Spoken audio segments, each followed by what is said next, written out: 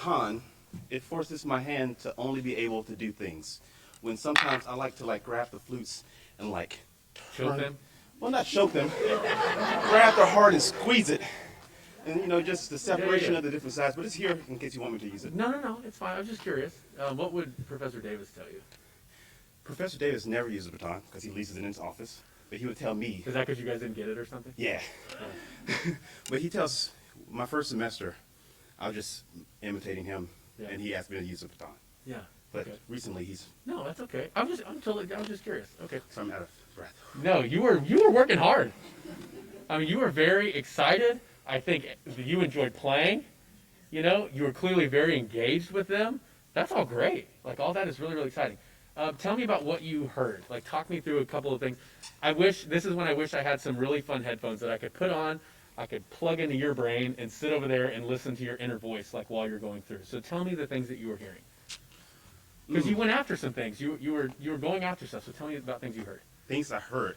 What do you mean by that specifically? Because I heard a lot of great things. And you can be critical. It's okay. They know it wasn't perfect. Like, they know it's okay. We're all big boys and girls. Wow. Like, I don't know what to say. Give me top three things that you heard while you were going through. Good things. Anything. We played together.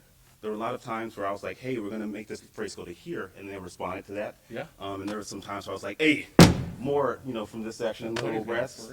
I'm so sorry. No, it's okay. It's Again. cheap. It's cheap. Yeah, I mean, I like your energy. It's really great. Okay, give me three critical things that you heard. Okay. Thank you for being so polite and nice.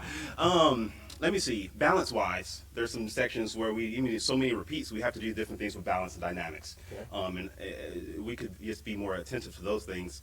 There were some it's nothing like we could do to fix it right now, but just a couple of times where the melody would be here and also back there. We just need to line it up better with the ears. So vertical alignment.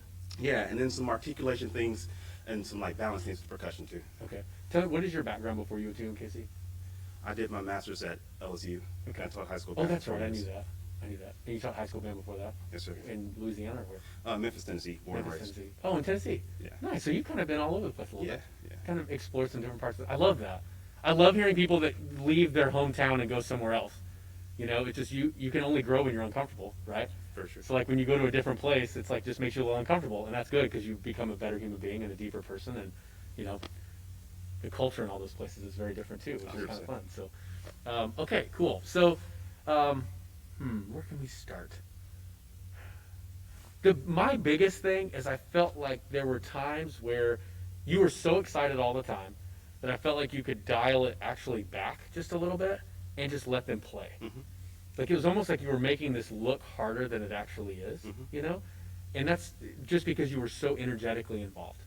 So I think specifically, this is super specific, but a piece like this, because it does have some repeated things that happen, I think you have to vary the contour and contrast just a little bit more. Yes. Because most of your stuff was loud and energetic and very tense. It may not look tense, I don't know if you feel tense, but it looked very, I don't know, what word am I looking for?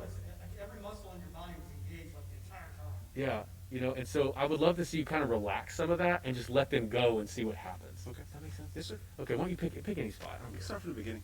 Okay. You don't have to use a baton. No, doesn't matter to me.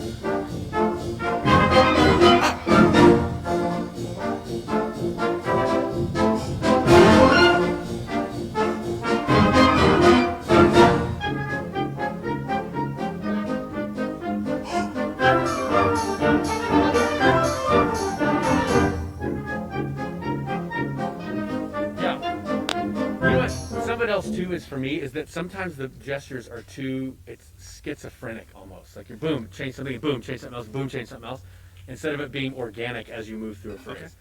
I guess my main thing with you with this is I would love to see you just be more fluid throughout all of this. So, because sometimes the gestures are just a little frantic, it kind of feels. Okay. You know, and so it's like in that last spot, it's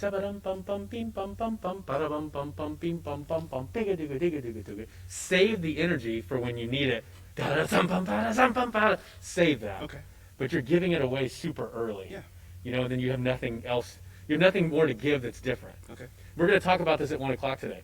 But, you know, the contour and the contrast that you have are really important. And right now, you're all energy, all intensity. And let's see, you got to back it back off in certain spots. Yeah.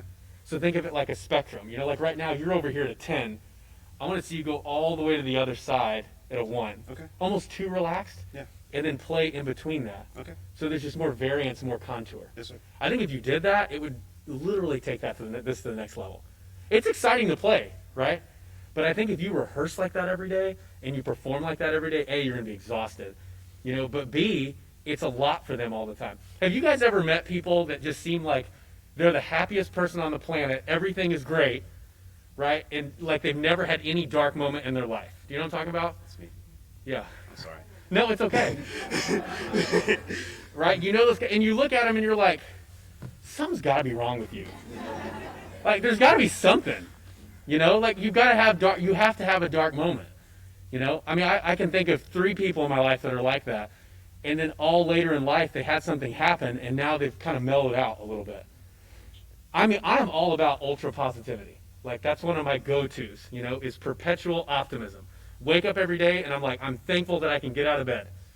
Some days after a long run, not so easy, you know, but I'm thankful, like I'm optimistic about it, right? But sometimes it's, if you're always that way, like if you're always energetic, like you need to back up and go the other direction just a little bit, Okay. right? And just be a little more relaxed sometimes. Yes, sir. Does that make sense? Of course. Can we try it again and just Yeah. see?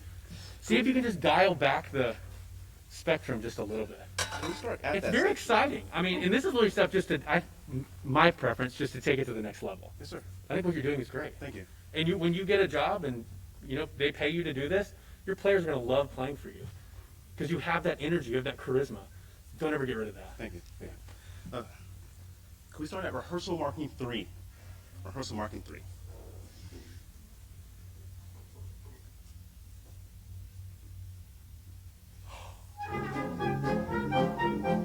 Sorry, I'll be more clear. Conduct it like a song. I hate to say it, but just do it like a song.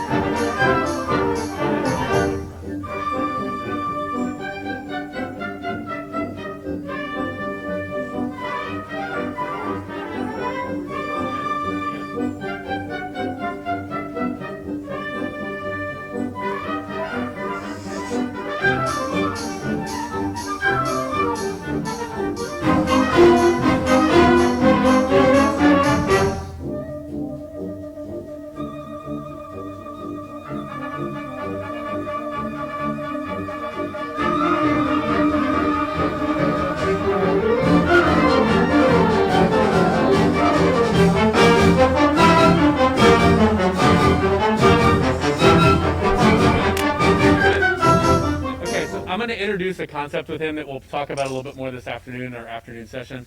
And it's my thing, it's eagle vision versus chicken vision. Have you heard this before? I saw it on the bingo chart. Yeah, on the bingo chart. Did that really make it today? Oh my gosh. Okay. Oh my Lord, I can't believe that's happening. Sorry. People are like, what is going on with a bingo chart in the back of the room? So if I had a drawing board, I would draw this. Think of a farm scene, right? Barn, trees, cattle, you know, other things that exist on farms. And then you have a chicken right at the bottom, right? Head pointed straight at the ground, like Hey and Moana, just like poking at the ground. That's right. That's a chicken, I think. Anyway, poking at the ground. Eagle vision, eagle flying above, right? Can see the big picture of everything that's happening. You seem to spend a lot of time in chicken vision where you're like right at ground level because you're very involved in everything that's happening, which again is great. But if you could expand out into eagle vision and see more of all that's happening, and allow your ears to be more active. I don't think your ears are inactive. That's not what I'm saying. So don't take that the wrong way. Oh, But open up a little bit with less movement. Again, that'll create contour and contrast. But it gives you a fuller idea of everything that's happening at once. yes, sir. So going from chicken vision to eagle vision, right? So the chicken can only see what's happening right in front of it. You know, the eagle's going to see all of that. I want to see you get into that realm a little bit more. It's really hard. You're not going to do that today, right? But I think as you leave UMKC and you have those kind of players to do that with, see if you can get higher in the scope. You ever take Schenker theory before? Oh, I'll try to avoid it as best I can. Oh man, I love Schenker theory, right? But local level of structure, large level of structure. We want to go to a larger level of structure. That way, sorry, I'm touching. Oh, no worries. That way, if you're up here and you go, something's happening, whoomp, and the eagle can see a mouse on the ground from hundreds of yards away, right? As a conductor, that's where we need to operate. Where we're up here and then we go woo, straight in. I feel like you're too ground level. Does that make sense? Yes. Okay. All right. Can we go one more time? We out of time? Or we okay? Perfect. Thank you. All right. Wherever you want to go. Same place. This is rehearsal marking 3.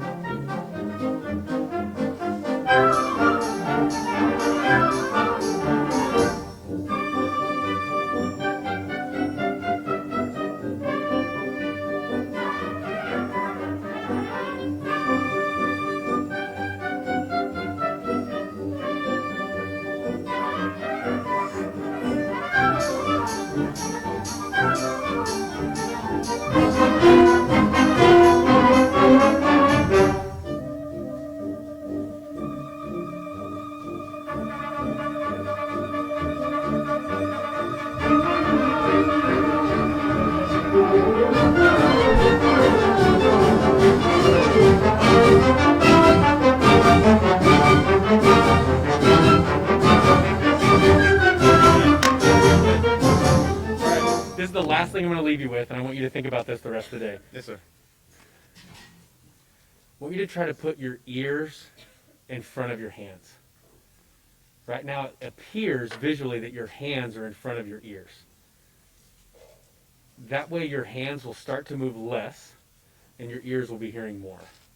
Just think about that throughout the day. Okay. Like, just try to get your ears in front of your hands. Because I think when we're doing this kind of stuff, and I fell in this trap too, I'm not saying you're in the trap, but I'm speaking personally on my end. There was a time where I would move so much, and I could do anything I want with any hand at all. Like, I could move any direction, I could do all of it. Like, that was never a problem. But eventually you start to realize, like, but I don't know if I'm hearing everything that's happening. Okay. So over the years, I've started to, like, economize motion a little bit more and get this moving less so that my ears can hear more. And I already have big ears, and so it makes it a little bit easier for me. You know, one of them's like bigger than the other one. I get it. You know, so just see if you can put your ears in front of your hands a little bit. Yes, sir. I'll see how we do that this afternoon. Okay. Okay. Yes, sir. Thanks Thank a you. lot. Yes. Thanks very much. Thank you. Thank you.